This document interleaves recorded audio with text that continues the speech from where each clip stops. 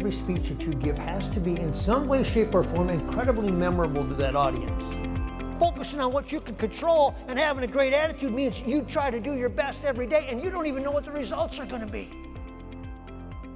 But you believe something great's going to happen. The most satisfying part is that 20 years later, somebody comes up to you and they say, I heard you speak and I remember what you said. They're not a whole lot different about playing sports, about being successful in athletics, or the media, and being great in agriculture or farming.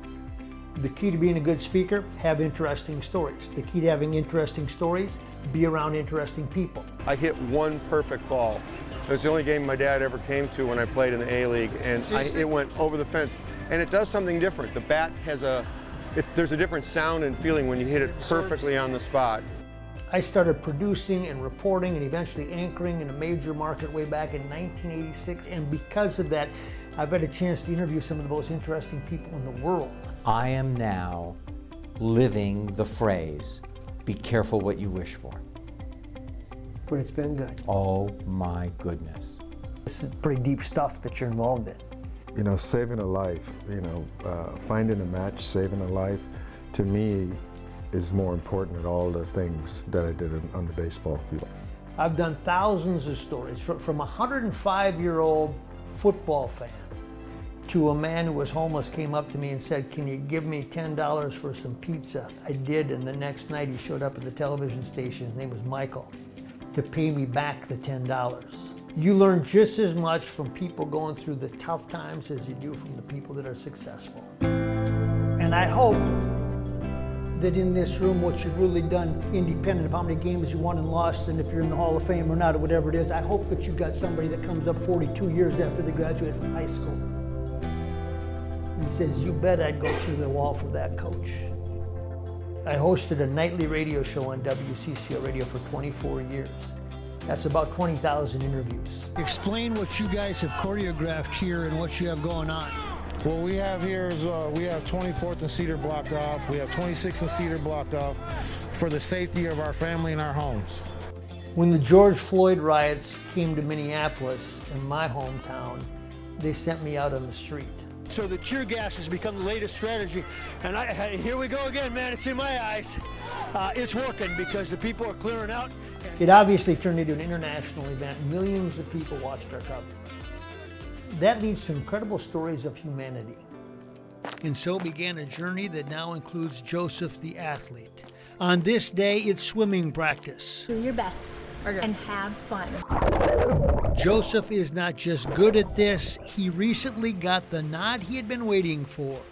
He made the team, the one that will represent the U.S. in Minnesota in the Special Olympics. You can't just talk the talk, you gotta walk the walk. I was scared of heights, so at age 50, I started skiing in the Rocky Mountains. At age 55, I started rappelling down a skyscraper for charity. I work out 7 days a week, and what I've learned is you're never too old to get in good shape. I played baseball, competitive baseball till I was 44 years old. I got a chance to do something I always wanted to do, play high school quarterback again. Only this time I was 53 years old. I believe if you go outdoors, you learn a lot about yourself. I love to hunt, and I do some fishing. I teach a class on sports leadership at Northwestern University, and that's where you find out that the kids of this generation are a lot like our generation. Through it all, you learn that life's really not about recognition. It's about having a great process and journey. And I thought to myself, what I need to work on is me. I need to bring the attitude every day. I can change myself, I can change other people if I change my attitude. And you learn that people are held back by two things, fear and laziness. They are the dream killers.